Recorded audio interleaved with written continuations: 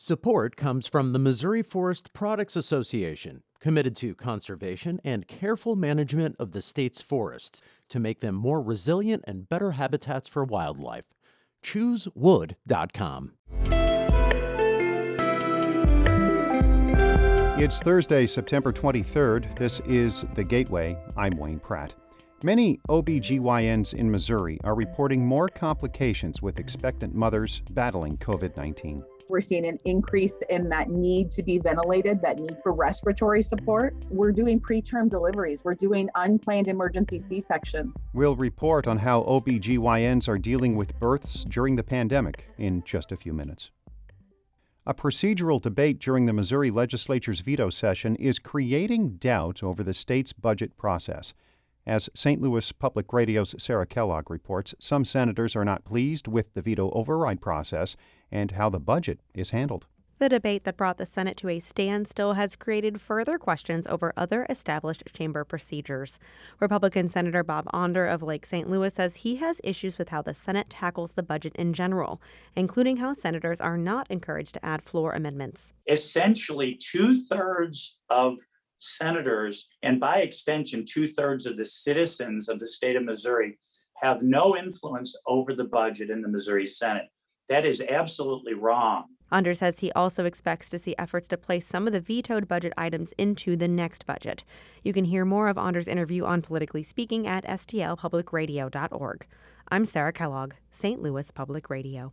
The FBI is launching an anti-hate crime public awareness campaign in the St. Louis region. An advertising blitz, including television, social media, and buses, is designed to let people know how to report hate crimes.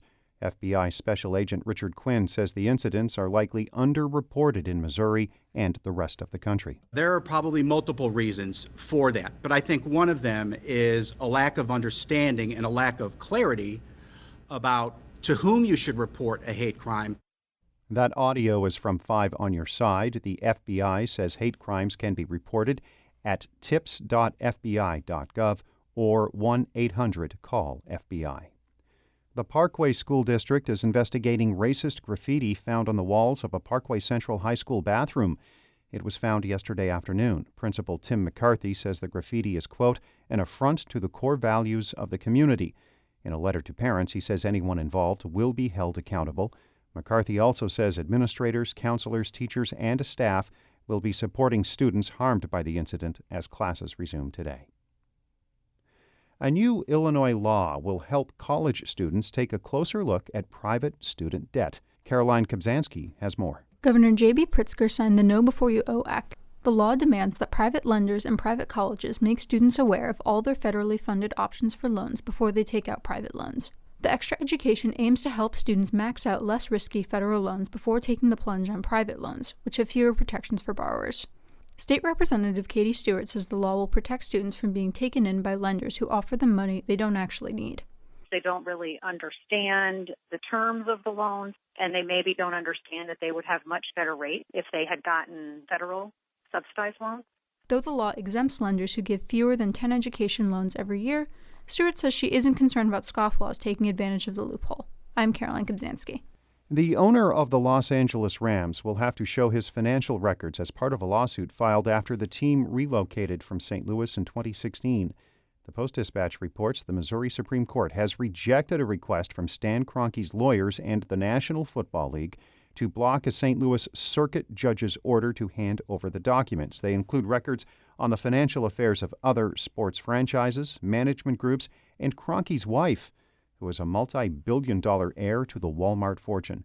St. Louis City and County filed a lawsuit in 2017 arguing the Rams cost the region millions of dollars, broke league rules, and misled the public.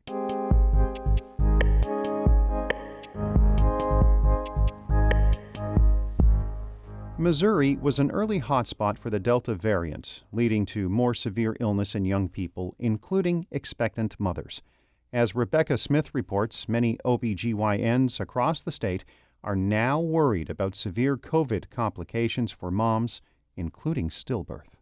Dr. Rebecca Hamill is an OBGYN at St. Luke's Women's Health North in Kansas City and says when it comes to COVID-19 and expectant mothers, it's simple.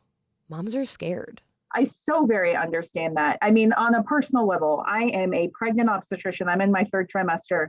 I understand the urge and desire and fundamental need to make sure you're making the best decision you can for your health and for that of your baby.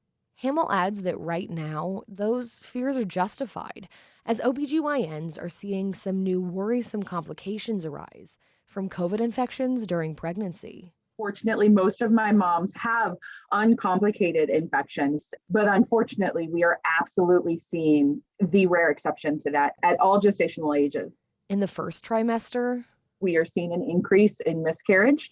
And in the second and third trimesters, we're seeing an increase in that need to be ventilated, that need for respiratory support. We're doing preterm deliveries. We're doing unplanned emergency C-sections. And on top of all of this, OBGYNs are worried about early data showing a dramatic increase in the stillbirth rate, like in Springfield, Missouri, whose younger unvaccinated population was hard hit this summer by the Delta variant. According to the Centers for Disease Control and Prevention, stillbirth affects about 1 in 160 births. But in August at Mercy Hospital in Springfield, 23 out of the 222 moms who gave birth had COVID, and 6 of those 23 had stillborn babies. That's a rate of 1 in 37 births, compared to that average rate of 1 in 160. Now, this data is limited, but maternal and fetal doctors in almost every major population center in Missouri say they're seeing something similar. We have pregnant patients that are testing positive for COVID essentially every day. That's Dr. Chandria Johnson. She's an OBGYN at Mercy in Springfield. She says they've been seeing more COVID-positive moms with abnormal placentas. They're showing evidence of vasculitis, essentially inflammation and restriction of blood flow to the baby. And unfortunately, we don't really have a way to predict that. But there definitely is an association with COVID affecting the placental blood flow and circulation.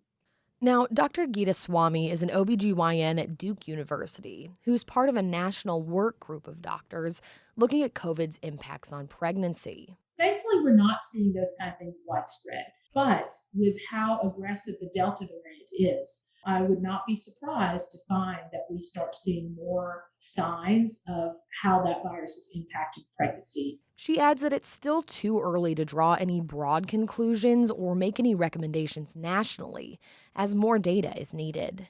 Back in Kansas City, Dr. Rebecca Hamill says it's been heartbreaking to watch families experience these severe outcomes, especially because the vast majority of the mothers with severe complications have been unvaccinated. One extra maternal death, one extra stillbirth is too much. That's unacceptable. So I will advocate for vaccination. What's safer? Vaccination, hands down. I'm Rebecca Smith.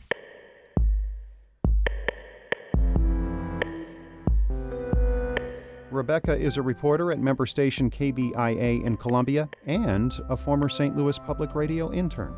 Sheila Newman is the executive editor of St. Louis Public Radio, a listener-supported service of the University of Missouri-St. Louis. Music by Ryan McNeely of Adult Fur. I'm Wayne Pratt. This has been The Gateway.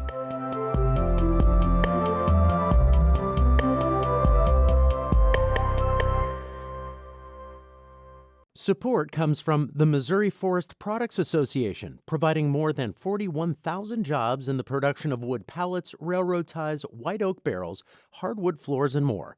Details at choosewood.com.